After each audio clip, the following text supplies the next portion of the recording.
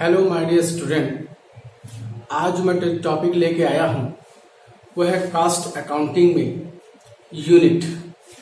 Unit means होता है इकाई। जब हम किसी वस्तु का उत्पादन करते हैं तो उन वस्तुओं के उत्पादन से पहले हमें ये जान लेना बहुत अत्यंत आवश्यक होता है कि किसी वस्तु के उत्पादन में जो इकाई बन के तैयार हो रही है, इकाई का मतलब है एक इकाई, मतलब एक जो इकाई बन के तैयार हो रही है उसके पीछे किन किन लागतों का योगदान है और कौन कौन से खर्चे किए गए हैं। तो इसके लिए हम लोगों को सबसे पहले एक कॉस्ट शीट तैयार करनी होगी या स्टेटमेंट ऑफ कॉस्ट तैयार करना होगा। कॉस्ट शीट या स्टेटमेंट ऑफ कॉस्ट में क्या अंतर होता है इसको आप जान लें। कॉस्ट शीट में हमको प्रति इकाई लागत दिखाते हुए कार्य करना होता है, जबकि स्टेटमेंट ऑफ कॉस्ट में कॉस्ट शीट की तरह प्रति इकाई दिखाने की कोई आवश्यकता नहीं होती है। हम अगर स्टेटमेंट ऑफ कॉस्ट को या कॉस्ट शीट को दो वर्गों में बांट दें तो स्टेटमेंट ऑफ कॉस्ट के साथ स्टेटमेंट ऑफ प्रॉफिट भी तैयार हो जाएगा। तो कॉस्ट शीट शुरू करने से पहले या स्टेटमेंट ऑफ कॉस्ट शुरू करने से पहले हम लोगों को तीन प्रकार के मटेरियल के बारे में जान लेना बहुत जरूरी है। पहला क्या है? Raw material. दूसरा है, पहला देखिए ध्यान दें, पहला है रॉ मटेरियल, दूसरा है वर्क इन प्रोग्रेस और तीसरा जो होता है वो होता है फिनिश गुड्स। तो तीन प्रकार के मटेरियल होते हैं। इन तीन प्रकार के मटेरियल के लिए मैं आपको एक एग्जांपल दे रहा हूं, बहुत ध्यान समझेंगे। जैसे मान लेते हैं कि एक शादी विवाह समारोह हो रहा है या जन्मदिन, शादी विवाह ही रखिए। तो हमारे पास यहाँ जो बारात आने वाली है उन लोगों को 100 लोगों को खाने की व्यवस्था करनी है और डिमांड ये है कि पनीर की सब्जी बनाई जाए। मैं एक एग्जांपल ले रहा हूँ सब्जी पर। तो पनीर की सब्जी के लिए हम लोग यही प्रयास करेंगे कि जो भी सामान हो अच्छा हो। तो हम पूरा प्रयास करेंगे कि वो पनीर अपने ही घर पर क्यों न फड़वा दिया जाए अपने हलवाई से। तो हम जो है इसके लिए पहले कच्चा दूध लेते हैं। कच्चा दूध जो होता है वो हमारा रॉ मटेरियल है, उसके बाद ही वो पनीर में कन्वर्ट होकर भी सब्जी में कन्वर्ट होगा। अगर आप ध्यान दें कि आपने 100 लोगों की व्यवस्था कर दी है, दूध मंगवाया, उसको फड़वाया, सब्जी के लिए तैयार किया और सब्जी बनके तैयार हो गई। जब बारात आई तो उसमें ये अगले पक्ष से ये आया कि नहीं, ऐसा है कि 100 नहीं 110 लोगों की व्यवस्था आप कर दें। तो फिलहाल अब इतनी जल्दी तो दूध आएगा नहीं या सब्जी में करोड़ होगा नहीं। तो हम लोगों ने क्या किया कि 10 लोगों के लिए पनीर लेके चले आए।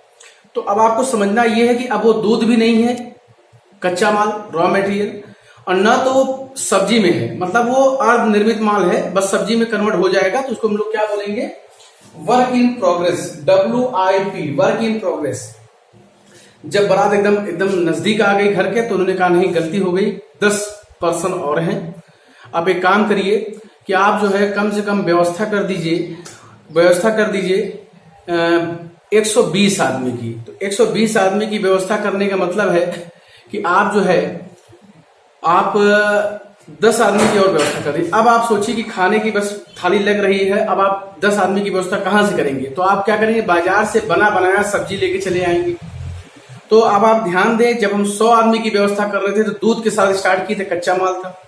10 आदमी की और व्यवस्था किए तो वो अनिर्मित माल था, और 10 आदमी की और व्यवस्था किए तो पनीर की सब्जी लेके आए। तो 3 स्टेज में हम लोगों ने इसको देखा कि दूध कच्चा माल है, पनीर जो है मेरे पास वो अनिर्मित माल है, और जो सब्जी में कन्वर्ट हो चुका है वो फिनिश गुड्स है।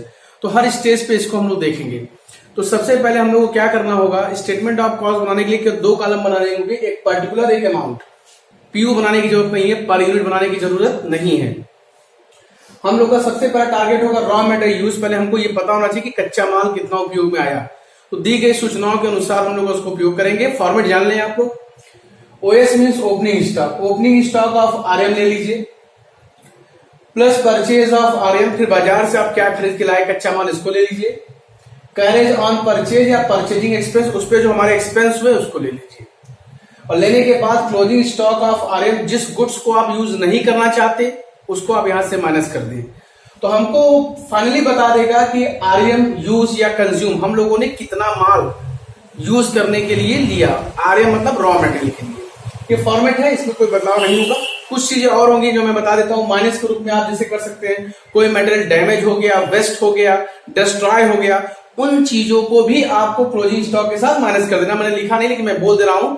आप जो है वेस्टेज है, डैमेज है, ठीक है, किसी प्रकार का भी नुकसान हो रहा है, लॉस बाय फायर कुछ भी हो रहा है, या ट्रांसफर टू अदर, जब आपको ये लगे कि हम अपने यूज में नहीं ला रहे हैं, उसको क्लोजिंग स्टॉक के साथ माइनस कर दें, तो आपका आरएम कंज्यूम एक्चुअली आ जाएगा। फिर उसके बाद हम लोग क्या करेंगे, डायरेक्ट एक्सपेंस या प्रोडक्टिव वेजेज या डायरेक्ट वेजेज ले लेंगे। ये तीन प्रकार के एक्सपेंस हो गए, डायरेक्ट एक्सपेंस कहिए, चाहे डायरेक्ट वेजेस कहिए, चाहे प्रोडक्टिव वेजेस कहिए, ठीक है। फैक्ट्री वेजेस मत कहिएगा, फैक्ट्री वेजेस करता है फैक्ट्री में, प्रोडक्टिव वेजेस कहिए। इनको जोड़ने से हमारी पहली कॉस्ट तैयार होती है, देखिए लिखा है ना, प्राइम कॉस्ट। प्राइम कॉस्ट का मतलब होता है प्रारंभिक लागत, पहली लागत जो प्राइमरी स्टेज में होती है। अब यहां से वो बनना शुरू होगा, तो हम लोग क्या करेंगे, उसको भेजेंगे फैक्ट्री में बनने के लिए, तो फैक्ट्री ओवरहेड एक्सपेंस। अब एक प्रश्न ये उठता है कि ओवरहेड एक्सपेंस में क्या अंतर है। देखिए, एक्सपेंस एक्चुअल होता है, जो वास्तव में हम लोग जो है खर्च कर देते हैं। ओवरहेड एक्सपेक्टेड होता है, जो हम लोग खर्च करेंगे। एक्सपेक्टेड मतलब 20% विल बी, हम 20% खर्च करेंगे, 15% का खर्च करेंगे। जो अनुमान लगाते हैं वो ओवरहेड है, जो हम एक्सपेंस कर देते हैं वो एक्सपेंस है। तो अब हम लोग क्या करेंगे, फैक्ट्री में भेजेंगे, तो हमारी जो फाइनली कॉस्ट आएगी, अगली कॉस्ट, प्राइम कॉस्ट से सीधे कहां पहुंच जाओगे, फैक्ट्री कॉस्ट में। मींस फैक्ट्री जोड़ोगे प्राइम कॉस्ट में तो फैक्ट्री कॉस्ट पहुंच जाओगे। क्लियर। लेकिन मान लीजिए कि इसी दौरान कुछ हमें WIP, अर्ध निर्मित माल, जैसे मैंने कहा था ना कि पनीर, अब आपको पनीर चाहिए, तो अर्ध निर्मित माल मतलब ना तो कच्चा रह गया है ना तो पका हुआ है, तो उसके लिए हम लोग क्या करते हैं, ऐसा कोई स्टॉक हम लेके आते हैं, ओपनिंग हमारे पास हो, मतलब पुराना स्टॉक हो, उसको जोड़ लें, और उसमें से जो अब नया वाले में से जो नहीं बेचना चाहते हैं उसको माइनस करते, तो हो गया opening stock of WIP and closing stock of WIP। Opening को जोड़ें और क्लोजिंग को घटाएं, तो आपका वही आएगा, फैक्ट्री कॉस्ट कहिए चाहे तो वर्क कॉस्ट कहिए। मींस प्राइम कॉस्ट में फैक्ट्री एक्सपेंस जोड़ने से फैक्ट्री कॉस्ट आ जाती है। लेकिन अगर ये दो प्रोसेस और हैं तो उसको जान लें कि ओपनिंग स्टॉक और क्लोजिंग स्टॉक को भी कॉम्बिनेट करके चले, ओपनिंग स्टॉक को प्लस, क्लोजिंग स्टॉक को माइनस, तो फाइनली आप वर्क कॉस्ट या फैक्ट्री कॉस्ट पहुंच जाते हैं। अब एक प्रश्न ये होता है कि एक्सपेंस और कॉस्ट में अंतर क्या है। देखिए, बहुत आसान है। Cost is a father, expense is a child and children, उनके बच्चे। जैसे आपके कई प्रकार के खर्चे हैं, तो जोड़ करके बनता है finally cost. Means total of the expense, whole amount of the expense is known as cost, मतलब हम कुल लागत में एक्सपेंस को जोड़ते हैं। आगे चलते हैं, तो वर्क कॉस्ट को हम यहां ले आते हैं। अब वर्क कॉस्ट के बाद क्या करना होता है कि ऑफिस में भेजते हैं इसको, अगला स्टेज है ऑफिस।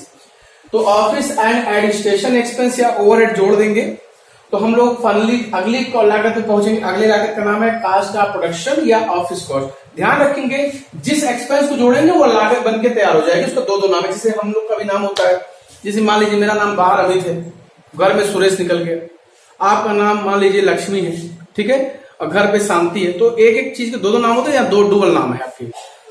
तो ऐसे देखें, ऑफिस एक्सपेंस जोड़ेंगे तो ऑफिस कॉस्ट आ जाएगी। क्लियर। अगले स्टेज में हम लोग क्या करते हैं, जब हम एकदम फाइनली पहुंच जाते हैं तो वहां पर बना बनाया माल बाजार से उठा करके उस पर अपने ब्रांड या बिल्ला लगा करके उसको मार्केट में हम बेचने का प्रयास करते हैं। कभी कभी ऐसा होता है कि डिमांड बहुत ज्यादा होती है और बनाने का समय नहीं होता, तो हम बाजार में वो माल उठा लेते हैं जो हमारे टक्कर का या हमारे सिमिलर का होता है, हमें सस्ते में आराम से मिल जाएगा, उसको बना करके ना, बल्कि उसको बिल्ला लगा करके हम सप्लाई दे देते हैं। ऐसा होता है। लेकिन ध्यान रखें, यहाँ मेक एंड बाई का सिस्टम लागू होगा। Make and by management account में मैं पढ़ाऊंगा आपको, वहां की बात वहीं करेंगे। लेकिन अभी हम मान लेते हैं बना बनाया माल मैं लेके आया, तो मेरे पास कुछ पुराना माल होगा जिसको हम ओपनिंग स्टॉक बोलेंगे, और जो नया माल लेके आया उसको हम रोकेंगे, उसको हम क्लोजिंग स्टॉक बोलेंगे। तो इससे हमको एक नई लागत मिलेगी जिसका नाम क्या होगा, cost of good sold. Cost of good sold का मतलब है वह लागत जो बेचने के लिए तैयार है, लेकिन अभी उसमें कुछ ऐसे एक्सपेंस है जो जोड़ने होंगे। Selling and distribution expense, selling माने बेचने का, डिस्ट्रीब्यूशन मतलब वितरण का। दोनों एक्सपेंस तमाम ऐसे होंगे जैसे एजेंट का कमीशन, एजेंट की सैलरी, ठीक है, स्टोरिंग, तमाम ऐसे खर्चे होंगे जो सेलिंग एंड डिस्ट्रीब्यूशन से जुड़े होंगे। अभी मैं अब 2 मिनट बाद कुछ आपको और बताता हूं। तब फाइनली हम पहुंच जाते हैं कास्ट ऑफ सेल पे, मतलब बेचने के लिए एकदम तैयार हो गए कि हम उसको बेच देंगे। और जहां हम बेचने को तैयार होते हैं उसको बोलते हैं टीसी। टीसी मींस क्या होता है, टोटल कॉस्ट। और जो सेलिंग प्राइस हम लोग डिसाइड करते हैं कितने में बेचेंगे और कितने में तैयार हुआ, तो जो बीच का डिफरेंस होगा वही माना जाएगा प्रॉफिट। जैसे हम लोगों ने कहा कि हमारा माल बन के तैयार हुआ 90 रुपए में और हम इसको 100 रुपए में बेचेंगे, तो फाइनली 10 रुपए का लाभ होगा। वो भी कैसे बदलेगा, बैलेंसिंग फिगर से। तो यहां पर आपको 3 एक्सपेंस पे विशेष ध्यान देना है। एक आपका फैक्ट्री एक्सपेंस है, एक आपका ऑफिस एक्सपेंस है, और अगला आपका जो है सेलिंग एंड डिस्ट्रीब्यूशन एक्सपेंस है। और इन खर्चों में, ये तो हेडिंग है आपकी केवल, इन खर्चों में कम से कम 20 30 वैरायटी है, तमाम ऐसे खर्चे होते हैं जो इनके अंदर में आते हैं। क्लियर? अब आपको ये जानना है, ये जो कॉस्ट मैंने बनाया, स्टेटमेंट ऑफ कॉस्ट बनाया, ठीक है, अगर इसको आप कॉस्ट बनाना चाहते हैं, सपोज दैट कोई कहा है कि नहीं सर कॉस्ट बना के दिखाई, ठीक है, तो हम कॉस्ट बनाएंगे तो एक काम हमको और करना होगा, हमको इसके बगल में एक कॉलम और क्रिएट कर लेना होगा और इसमें लिखना होगा पीयू। पीयू मतलब होता है पर यूनिट, ये तो टोटल कॉलम में, टोटल पीयू मीन्स क्या होता है? Per unit. बहुत आसान है। अगर मैं कहूं कि ये सूचनाएं 1000 इकाई की है तो सारे खर्चों को 1000 से डिवाइड कर दीजिए। अगर मैं कह दूं कि ये सूचनाएं 100 यूनिट की है तो 100 से डिवाइड कर दीजिए, तो वो आपको पर इकाई कीमत देता चला जाएगा। इसके सामने यहाँ पर लागत लिखते चले जाएंगे। क्लियर? तो बस आपको ये ध्यान रखना है कि इन केस अगर आप स्टेटमेंट ऑफ कॉस्ट की जगह कॉस्ट शीट बना रहे हैं तो एक पीयू का कॉलम जरूर बनाए। पीयू का फुल फॉर्म क्या है? Per unit. तो पहला कॉलम किसका था? पहला कॉलम था पर्टिकुलर का, डिटेल लिख रहे हैं आप, दूसरा टोटल का, और तीसरा पीयू का। तो ये स्टेटमेंट ऑफ कॉस्ट की जगह बन जाएगा कॉस्ट शीट। ठीक। एक चीज और मैं बताना चाहूंगा, अगर मान लीजिए कि स्टेटमेंट ऑफ कॉस्ट या कॉस्ट शीट के बाद आप चाहते हो कि नहीं प्रॉफिट का एरिया अलग कर दीजिए, तो आपको करना क्या होगा, कास्ट ऑफ प्रोडक्शन के बाद ये वाला एरिया अलग कर देना होगा। अगर आप यहां तक बनाएंगे तो ये बन जाएगा स्टेटमेंट ऑफ कॉस्ट, और यहां से बन जाएगा क्या? Statement of profit.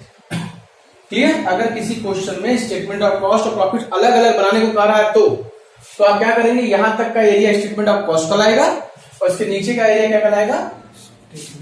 प्रॉफिट। तो आपको एक काम करना होगा, जब आप यहां रोकेंगे तो इसको यहां दोबारा लिखाना होगा, यहां पर, क्योंकि ये एरिया जब बंद हो जाएगा, यहां जब क्लोज करेंगे तो ये हो जाएगा क्या? Statement of cost. ठीक है? और जब यहां दोबारा लाएंगे फिर शुरू हो जाएगा तो क्या बन जाएगा? Statement of profit. तो कैसे शुरू होगा? Opening stock of finish goods नीचे आ जाएगा, कास्ट ऑफ प्रोडक्शन यहां लिखा जाएगा, M plus closing stock of finish goods, उसके बाद आप देखिए ऐसे लिखा हुआ है। क्लियर? एक चीज मैं और बताना चाहूंगा, मैं यूनिट चैप्टर पढ़ा रहा हूं। चैप्टर का नाम क्या है? यूनिट। यूनिट मीन्स क्या होती है? इकाई। एक इकाई के बारे में बात हो रही है।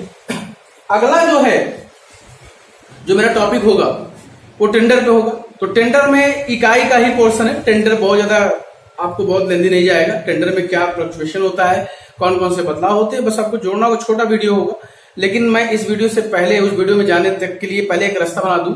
आपको बता दूं कि दो बातें आपको ध्यान रखना होगा इस चैप्टर के लिए।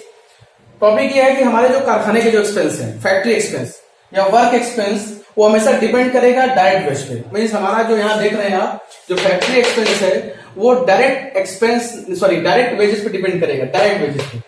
ये परसेंटेज बताएगा कि हमारा फैक्ट्री में हमारे डायरेक्ट वेजेस का कितना एक्सपेंस होता है। उसी अनुमान पे हम टेंडर बनाते हैं, वो मैं टेंडर में पढ़ाऊंगा। और percentage of office other expense जो भी होंगे वो डब्ल्यूसी पे डिपेंड करेंगे, वर्क कॉस्ट पे। ये दो फॉर्मूला मैंने नोट कर रखा है, लिख रखा है, आप इसको नोट डाउन कर ले। अगले लेक्चर में बड़ा सपोर्ट आएगा ये। ठीक है? तो उम्मीद है मैंने आज आपको बहुत ही आसान तरीके से स्टेटमेंट ऑफ कॉस्ट या कॉस्ट शीट के साथ स्टेटमेंट ऑफ प्रॉफिट समझाने का प्रयास किया है। और आप ये ध्यान रखें कि आप जो है, जो भी आपकी समस्या हो कमेंट बॉक्स में जरूर लिखें, जिससे मैं आपकी समस्या का निदान कर सकूं। और चैनल को सब्सक्राइब जरूर करें, लाइक करें और शेयर करें, दोस्तों को शेयर करें। लॉकडाउन का समय चल रहा है और देखिए इससे कब निजात मिलता है। तब तक जो है आप लोग वीडियो को देखते रहे, एक दूसरे को दिखाते रहे और पढ़ाई अपनी कंटिन्यू जारी रखें। ज्यादा एंटरटेनमेंट पे ध्यान न दें, पढ़ाई पे भी ध्यान दें। जितना समय आप एंटरटेनमेंट देते हैं उतना पढ़ाई पर भी ध्यान दें। और उम्मीद है आपको ये वीडियो अच्छा लगा होगा। आज के इतना ही। Thank you.